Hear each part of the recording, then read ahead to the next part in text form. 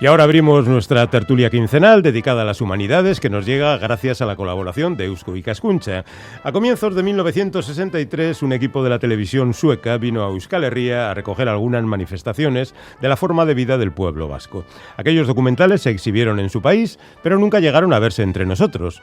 55 años después, un joven investigador de la UPV los ha rescatado y ha conseguido identificar escenas, personas y lugares que aparecen en las imágenes. En un libro titulado Basker, documentales suecos sobre cultura vasca en la década de 1960, nuestro invitado ha editado dichos documentales en formato DVD junto con un estudio sobre cómo fue su gestación, el rodaje y la recepción que tuvieron al emitirse por televisión. Y con todo nos ayuda a entender su excepcional valor cultural y artístico. Nos va a presentar precisamente a nuestro invitado, el gran Juan Aguirre, que ya está con nosotros. Hola, Juan, arratsaldeon. Arratsaldeon. Sí, excepcional valor cultural y artístico de estos documentales y grande el trabajo que ha realizado nuestro invitado para estudiar, desmenuzar y hacernos comprensible todo lo que contiene estos documentales suecos de los años 60. Se trata de Argibel Euba Ugarte. Arratsaldeon, Argibel. Apa, arratsaldeon. De Galdakano, nacido en el 79, o sea que eres muy posterior a estos documentales. Sí. Vamos. Eso es. Doctor por la UPV, socio de Eusko Ikaskuntza, diplomado en estudios avanzados en musicología por la misma universidad y además máster en musicología por la Universidad de Londres. Recientemente os acordaréis o habréis oído hablar de él, ¿verdad? Sí, porque ha aparecido mucho en los medios. Claro. Argibel, a propósito del premio Orfeón Donostiarra UPV que ha recibido por su investigación doctoral sobre la chalaparta, que dicen que es la investigación más completa hasta ahora realizada sobre este tema. Bueno, pues con ayuda de la cátedra Mikel Laboa de la Universidad del País Vasco, Argibel ha preparado la edición del libro y el DVD del que vamos a hablar. Basker, documentales suecos sobre cultura vasca en la década de 1960. Bueno, si te parece, empezamos por conocer en qué consisten estos dos documentales que se produjeron, como queda dicho, en 1963. Un poco la ficha técnica y también una sinopsis, pero breve, de qué es lo que contaban, cómo eran. Bueno, pues se trata de dos documentales breves de carácter etnográfico y son dos productos televisivos. Se produjeron para la televisión pública sueca. Se filmaron en 1963 y, bueno, en total tiene una duración de unos 40 y pico minutos. El primero de los documentales se llama Basker, que quiere decir vascos, y el segundo se llama Bunde y Baskerland, que quiere decir campesino en la tierra de los vascos. Bueno, pues eso, se filmaron en blanco y negro, en película de 16 milímetros y ofrecen pues diversas escenas de la vida, digamos, tradicional vasca. En la primera de las películas los contenidos son de tipo más folclórico, vamos a decir, se centran más en manifestaciones musicales, en deporte rural, en danzas. Y en el segundo de los documentales se dedica, digamos que se presta más atención al mundo rural, a la vida de los campesinos del País Vasco. Entonces, eso, tratan de ofrecer una pequeña muestra de lo que era la cultura vasca en aquel momento. En blanco y negro, porque entonces la televisión era en blanco y negro, claro. Claro. Pero con una gran calidad de imágenes. Oye, Argibel, hablamos de, hemos dicho antes, un equipo de televisión sueca, pero en realidad eran solamente dos personas. Y me ha sorprendido mucho en el libro descubrir a estos dos personajes, ya te lo comenté fuera de micrófono, me han impresionado mucho, dos creadores realmente notables, Lennart Holsson y Daniel Grenholm. Preséntanoslos un poco y cuéntanos qué es lo que les llevó a elegir el país de los vascos como objeto para sus documentales. Sí, pues en realidad eso, vinieron solamente dos personas, el equipo era muy pequeño y estas dos personas, bueno, al principio me costó bastante encontrar información sobre ellas, pero a medida que fui descubriendo un poco más, la verdad que fue muy interesante porque fueron dos tipos muy peculiares. El primero de ellos, Dan Grenholm, era en realidad un músico que era un apasionado de la guitarra y del flamenco y viajó de Suecia a Madrid en 1947, en plena posguerra, y empezó a aprender a tocar la guitarra pues de diferentes maestros, tanto de guitarra clásica como de flamenco, y pasó muchos años pues por diferentes puntos de la península, incluso vivió con comunidades gitanas durante varios años y además de convertirse en uno de los concertistas de guitarra más conocidos y más renombrados de Suecia, también hacía programas divulgativos de música popular ibérica en la radio pública sueca. Entonces realizó grabaciones pues sobre todo de flamenco, pero también de música popular catalana, de música popular vasca, de música popular gallega. Y bueno, era un tipo muy peculiar que, digamos que fue bastante errante, vivió en diferentes sitios, durante 20 años vivió en Mallorca y trabajó como guía turístico, volvió a Suecia y montó ahí una especie de granja donde se hacían un montón de actividades culturales y finalmente murió en Mallorca. Y dentro de toda esa vorágine de actividades, pues también se dedicó a hacer algunas pocas películas documentales. Y el otro autor, Lennart Olsson, era más conocido, era un fotógrafo de vanguardia que ya desde muy joven tuvo mucho éxito, incluso expuso su obra en el MoMA de Nueva York, pero un buen día, cuando ya era un artista consagrado, decidió dejarlo todo y comenzó de cero a realizar documentales televisivos. Y bueno, es así como coincidieron los dos de casualidad, de forma muy casual, eso también lo cuento en el estudio, y gracias a un productor que se llamaba Lennart Ehrenborg, que daba muchas facilidades a los realizadores jóvenes para realizar películas, pues bueno, consiguieron el apoyo y la financiación para realizar películas, no solamente estas del País Vasco, sino también películas en Andalucía que hicieron el año anterior, en 1962. Entonces, pues bueno, Dan Greenholm se dedicó más a captar el sonido y a realizar el guión. Era una persona que hablaba castellano y entonces estaba muy familiarizada con la cultura, sobre todo la andaluza, pero también de otros puntos del estado.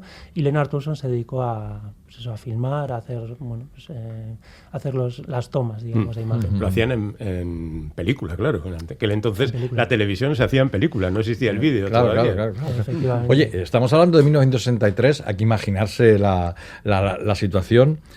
Dos suecos con sus equipos de grabación metidos dentro, por ejemplo, de un pequeño bar de Zumárraga, en un caserío de Town o una fiesta popular de Ituren, tenían que resultar no solo llamativos, sino incluso perturbadores de la cotidianidad.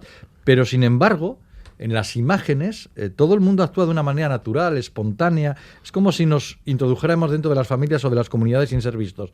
¿Cómo pudieron conseguir transmitir esta cercanía? Bueno, esto es algo que ellos hacían deliberadamente, sobre todo Lennart Olsson, el quien llevaba la cámara y realizaba las filmaciones. Él decía a menudo en entrevistas y en diferentes trabajos que, si bien como fotógrafo era muy audaz y bueno, llegaba incluso al límite de la abstracción en sus fotografías, al hacer documentales tenía una actitud totalmente opuesta. Entonces trataba de ser lo más transparente posible, pasar inadvertido, tener una actitud muy poco intrusiva y tratar de que aquellas personas que estaban siendo filmadas pues tuvieran una actitud lo más natural posible. Sabemos que es imposible conseguir la objetividad completa, pero bueno, trataban de hacerlo. Normalmente pasaban mucho más tiempo junto con las comunidades que filmaban y entonces conseguían hacerlo, pero en el País Vasco, en el caso del País Vasco, pues bueno, la verdad es que pasaban muy poco tiempo aquí, entre 4 y 6 semanas, y entonces, pues bueno, tuvieron más dificultades para ello y en muchas escenas, de hecho, se nota que la gente está pues un poco, obviamente está un poco, pues no sé, exaltada, tensa. Pero bueno, sí que consiguieron cierta naturalidad, que era lo que buscaban cuando realizaban películas documentales. Y además de esto, Argibel, en el documental no se destaca, ¿no? O sea, no sale ningún especialista hablando sobre el País Vasco, no hay nadie famoso a la vista, todo el protagonismo lo tiene la gente anónima que trabaja, que se divierte, que apuesta, que compite en el frontón, en las pruebas en la plaza. Aunque detrás de la cámara sabemos, como explicas muy bien en tu trabajo, que había personas muy importantes de la cultura del país que le sirvieron a estos dos hombres de guías y de documentalistas. Eso es, sí. A mí desde el principio me llamó la atención que pues eso, dos extranjeros que pasaron muy poco tiempo aquí pues llegaron a filmar escenas tan importantes que incluso muchos realizadores del País Vasco ignoraban en aquel momento. Y bueno, descubrí que realmente fueron de la mano de personas que sabían muy bien qué enseñarles y a dónde llevarles. Sobre todo eran personas del entorno de la Sociedad Aranzadi, de la sección de etnografía de la Sociedad Aranzadi, pues como José Miguel Barandiarán, Jesús Elósegui, Manuel Laborde, José María Buscaisusi. Y bueno, pues estos les llevaron a lugares y les mostraron elementos de la cultura vasca que ellos consideraban que eran interesantes. Pero es verdad que, por ejemplo, no encontramos a Barandiarán explicándonos elementos de la cultura vasca, o aparecen personas que sabemos que eran importantes, como los versolaris Basarri y Ustapide, pero en ningún momento se nos indica que esos versolaris eran en aquel momento los más importantes y aquellos que tenían mayor calidad en aquel momento. Entonces, sí que aquello que se nos muestra, sobre todo a ojos de un espectador sueco medio, pues es gente normal haciendo actividades totalmente normales. Se nos dan muy pocas explicaciones, el guión es mínimo y entonces son películas muy abiertas en ese sentido, que se pueden interpretar de muchas formas. Bueno, ya hemos dicho que nuestro invitado se doctoró el año pasado con una tesis sobre la chalaparta, tesis que por cierto ha sido recientemente premiada. Enhorabuena. Es que ricasco. En el primero de los documentales aparecen unos chalapartaris tocando en el interior de una sidrería. Y tú señalas que esta escena quizás sea, en términos de historia, la más importante de todas las rodadas por los suecos. No sabemos si te has dejado llevar por el entusiasmo hacia la chalaparta o tienes motivos objetivos para decir que es la más importante. No lo sé muy bien. Para mí sí que es la escena más importante. Bueno, en primer lugar, los que aparecen son José y José Mari Zabalegui, del caserío Villandegui de Martutene, en San Sebastián, muy cerca de San Sebastián del centro. Y bueno, es el testimonio audiovisual más antiguo que tenemos, de momento al menos, sobre la chalaparta. La escena tiene valor por varios motivos. En primer lugar, por ser el primer testimonio de la chalaparta y porque estos chalapartaris que aparecen en escena dejaron muy pocos testimonios. A los 6 meses de realizar este rodaje, el padre, José Zabalegui, murió en un accidente y se dejó de tocar la chalaparta en ese caserío. Afortunadamente hubo otros chalapartaris como los hermanos Fatnavas o los Goicoechea que siguieron tocando y digamos que fueron el nexo entre una generación y la nueva generación de chalapartaris. Pero sí que sabíamos que estos chalapartaris tocaban, pero había muy poca información sobre ellos. Una grabación de audio realizada por Imanol Laizola, que ha muerto muy recientemente, que era de una calidad bastante escasa, y entonces no sabíamos muy bien cómo tocaban estos chalapartaris. Claro, porque no solamente es el sonido, es la técnica, ¿no? Claro, lo que se ve en la imagen, que eso pocas veces se había visto. Eso es. Sí, claro, eso es de mucho valor para poder comparar cómo tocaban estos chalapartaris en relación con otros chalapartaris, que realmente la forma de tocar es similar, pero tiene sus diferencias.